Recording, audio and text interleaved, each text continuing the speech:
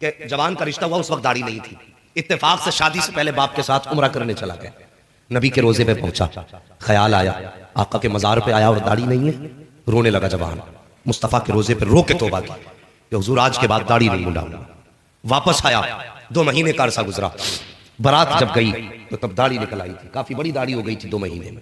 ससुराल के दरवाजे पे जब बारात पहुंची तो ससुराल वाले देख के कहने लगे साहिब ये दूल्हा कौन है? कहने लगे वही है ना जिसके साथ रिश्ता किया था। उन्होंने कहा हमने इसके दाढ़ी वाले के साथ तो रिश्ता नहीं किया था जी, हमने जो रिश्ता किया था क्लीन शेव के साथ रिश्ता किया था।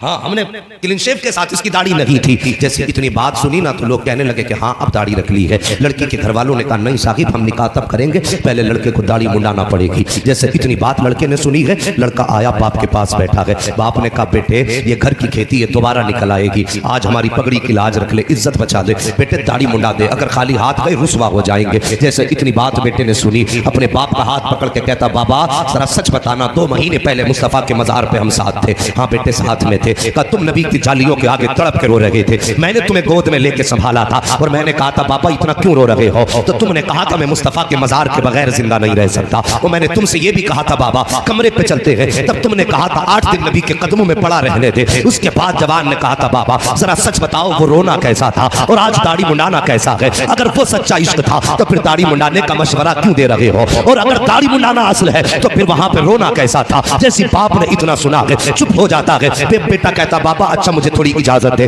बेटा बाप के पास से उठा और उठने के बाद बाहर गया, जितने गले में हार पड़े थे सारे उतार के कचड़े में डाल दिए और डालने के बाद रुख किया के मुस्तफ़ा के मदीने की तरफ और रो के कहता है हुजूर कि निकाह हो ना हो मैं निकाह छोड़ सकता हूँ, लेकिन मदीने वाले तेरी दी हुई सुन्नत नहीं छोड़ सकता हो। ये कह के बच्चा जवान चला गए और उसके बाद जब गया है अल्लाह अकबर महीने गुजर गए, घर की तरफ नहीं पलटा गए। इतने अमीर बाप का बेटा था कि लाखों की जायदाद इसके पास थी, करोड़ों की संपत्ति थी, लेकिन मुस्तफ़ा की सुन्नत के लिए अपना घर बार छोड़ दिया, बाप से रिश्ता तोड़ दिया, सब कुछ छोड़ के निकल जाता है। सर्दियों का मौसम आया, एक ही जोड़ी कपड़े हैं उन्हीं को धो के पहन लेता है। गैरतदार और खुददार था, किसी के आगे हाथ नहीं फैला सकता था, किसी के आगे जाके दस्ते सवाल दराज नहीं कर सकता था। हर तरफ गया, अपनी सर्दी खुद ही छुपाता रहा। जब सर्दियां ज्यादा आई है किसी ने कह दिया तेरी माँ की तबीयत खराब है, जैसे इतना सुना है रो के कहता है या रसूल अल्लाह अगर मेरी माँ बीमार ना होती तो मैं कभी भी घर नहीं जा सकता था, मैं तो सिर्फ आपकी सुन्नत के साथ जीना चाहता था। ये कह के घर की तरफ चला है। इसके पास किराए के लिए पैसे नहीं है। आया गाड़ी के पास, उसके मालिक से बात की और स्टेशन जहां पे उतरना था पहुंचा। जब वहां पहुंचा तो रात का वक्त था, आधी रात गुजर चुकी थी, कोहरे का मौसम था, ठंडी हवाएं थी। जब इसको सर्दी लगी, सर्दी बर्दाश्त न हुई, एक ही जोड़ी कपड़े हैं उसी में सर्दी में सिमटता रहा। जब सोचा कहां जाए, सामने मस्जिद का दरवाजा मौजूद था, मस्जिद के अंदर गया, जाके बैठ गया अंदर, लेकिन फिर भी सर्दी नहीं थम रही है। जब सर्दी नहीं रुकी है उसके बाद ये उठा है, जो मस्जिद के अंदर चटाई तरी की हुआ करती है, इसलिए उसको उठाया, बदन पे लपेटा, एक कोने के अंदर बैठ जाता है। अभी कुछ देर गुजरी थी कि अचानक मस्जिद के दरवाजे पर एक बड़ी गाड़ी आती है, उसका इंजन वहीं बंद हुआ, गाड़ी की आवाज थमी, खिड़की खुली, एक शख्स गाड़ी से उतरा। उतरने के बाद मस्जिद में आया और यूं आके तलाश कर रहा था जैसे कोई खोई हुई चीज तलाश कर रहा हो, जैसे कोई गुमशुदा चीज तलाश कर रहा हो। इस तरह देखते देखते जब उसको कुछ दिखाई न दिया, उसके बाद वो मस्जिद के कोने में गया और जाने के बाद उसने मस्जिद के कोने में जाके वो धीरे से दरी हटाई है, दरी हटा करके जवान का हाथ पकड़ा है और पकड़ के कहा था तू ही वो जवान है जिसको मुस्तफा ने अपना महबूब कह के पुकारा है, जिसको अपना हबीब कह के पुकारा है। जवान रोने लग जाता है, कहता क्या बात कह रहे हो,